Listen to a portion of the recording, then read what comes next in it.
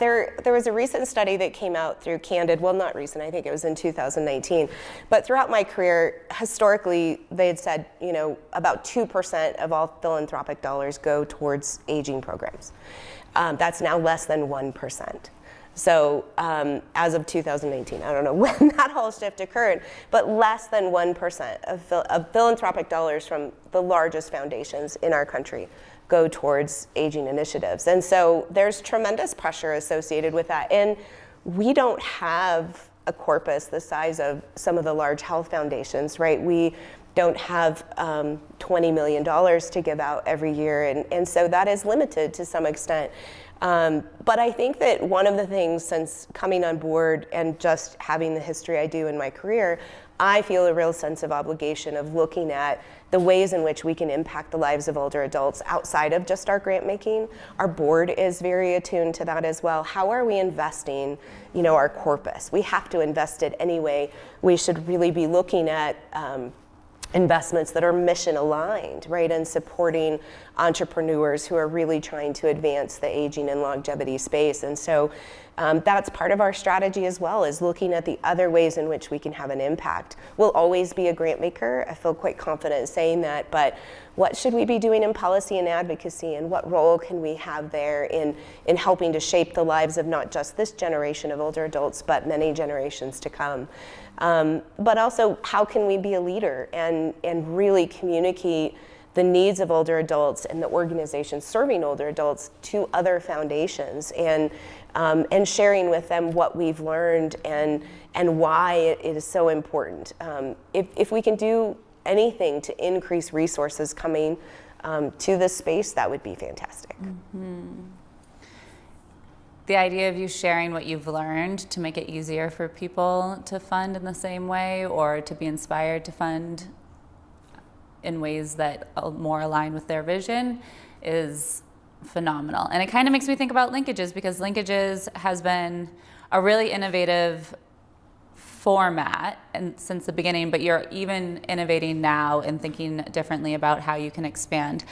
Rachel, I'd love for you, who as a funder as well, to speak to what does innovation mean? Like, what are we even saying when we keep mentioning innovative organizations, and what's the criteria? And then how is LinkAGES looking at having a larger impact with the same amount of resources, basically? So I guess it's multi-part, multifaceted. One piece is similar to NextFifty, it's about learning. And so when LinkAGES was established with a collaborative at the center and a supportive backbone around it that provided all the technical assistance needed to remove barriers to intergenerational programs. We intentionally created it that way because we know that there are common barriers. But we also know that there's a variety of ways of getting around, under, and through those barriers. And we wanted to learn as we went, through evaluation, through just having very frank and open and honest conversations, which required building trust, and then share that. And so that piece, as we had programming dollars to provide, we were trying things. And I think that with innovation, it's about trying, failing, learning, and trying again. And that has been the hallmark of LinkAGES since day one.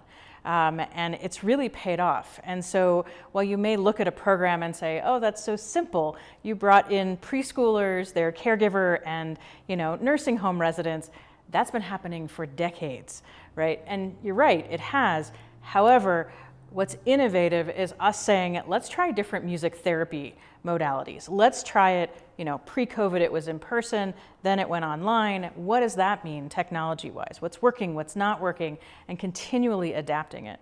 That's where we find the innovation. It doesn't always look like a shiny product on a shelf when we're talking about humans, but with humans, it's where is that greater impact? And so what we've had to do is get creative. So not only get creative with our members, but also as we're looking at funding and we're looking at sustainability going forward, it's how do you bring in additional dollars? We never want to have a single funder, ever. And so for LinkAGES, it's looking at, all right, we're going to build an online hub, which is being supported by NextFifty, but then we're going to build additional products that we can sell. so that we can bring in dollars for, say, trainings and toolkits, always keeping in mind equity. That's really important to us. So wherever that price point is, it is accessible. But it's also saying, great, now we can tap into additional revenue and funding sources. And that's critical in terms of being able to continue doing this good work. Because when we look at our evaluation data, it's a no-brainer. Like, it's working. We're building capacity of organizations, we're expanding programs, and we're bringing in more people, particularly older adults who have been isolated and youth who are experiencing increasing amounts of loneliness. And so when you see all that impact, you have to keep getting creative in how you bring those dollars in.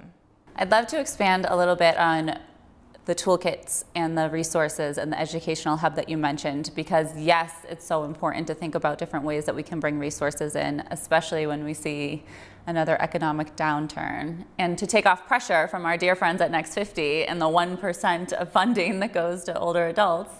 So do you see the educational hub creating a bridge for other communities? Yeah.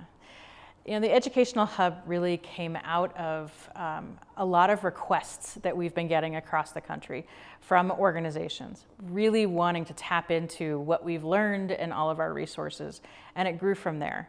So we see the educational hub, which will be online and will have a dynamic community component behind it. So it'll look like a website in the front with a whole bunch of resources, and then in the back are going to be places to create little virtual communities. And we see this both on an individual participant level. So during, say, any given program, so we have a photography program where we have undergrads and older adults coming together, they'll be able to continue to connect in their own little space in the hub after the program. We are also able to continue to grow those little communities. So as other people come in and say, I'm really interested in intergenerational photography, I want to meet other people, it's going to be that online home. Then it's also the hub for organizations. So those are the requests that we get across the country. So our goal with creating this hub is to be able to have little cohorts in there. So those that are interested in art, those that are interested in music or food, other family histories, any of that, they'll be able to find other peer organizations that also have the same interests.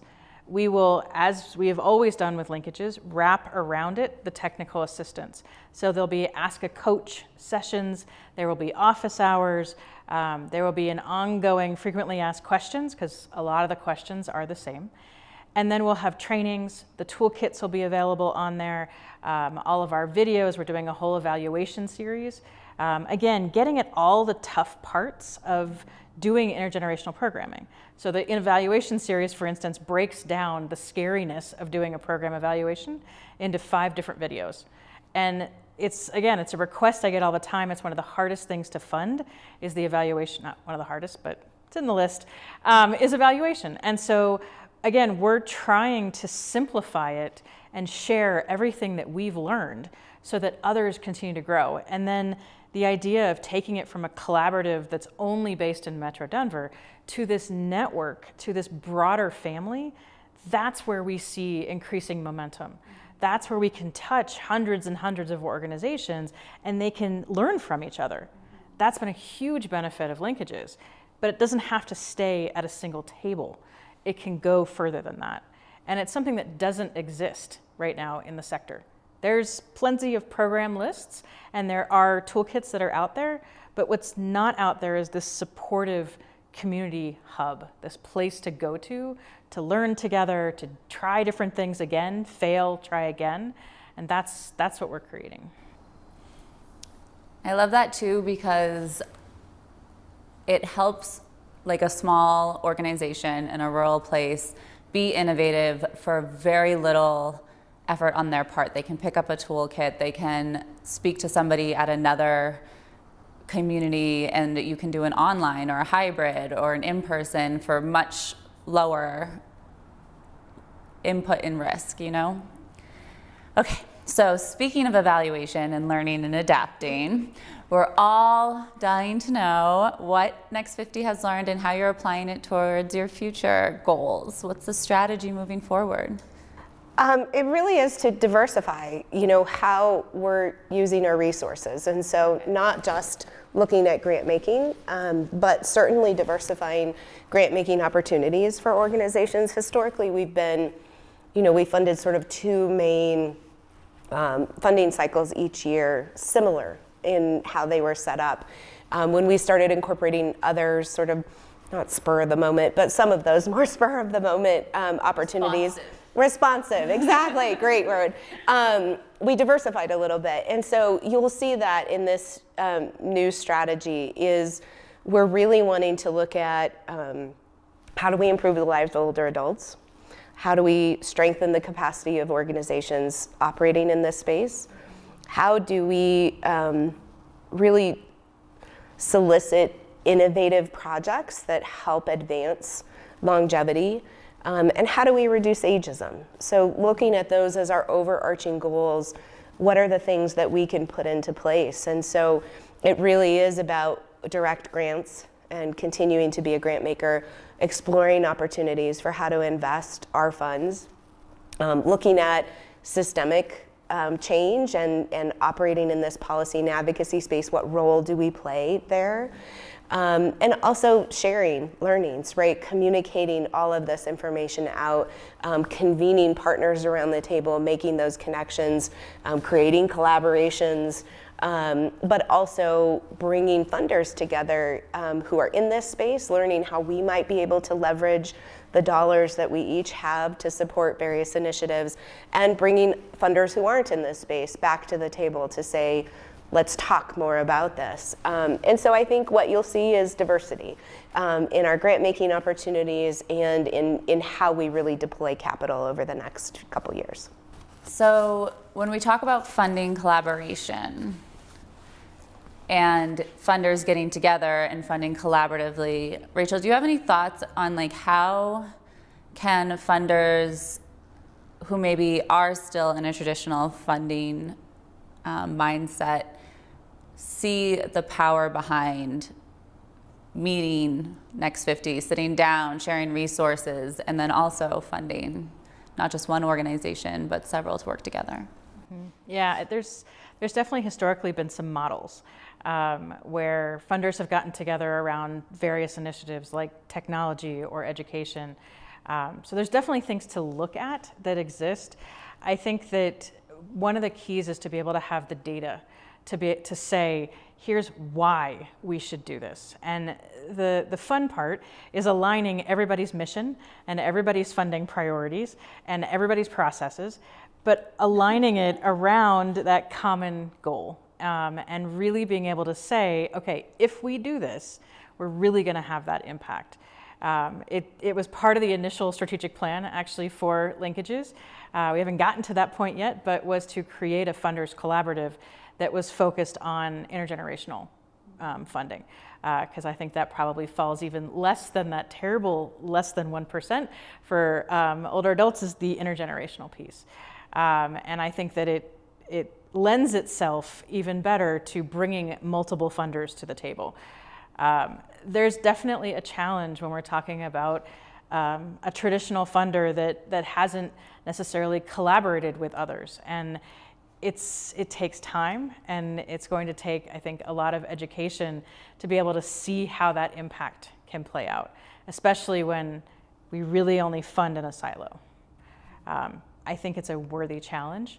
It is one we are excited about, being able to contribute some of that knowledge to, and happy to help.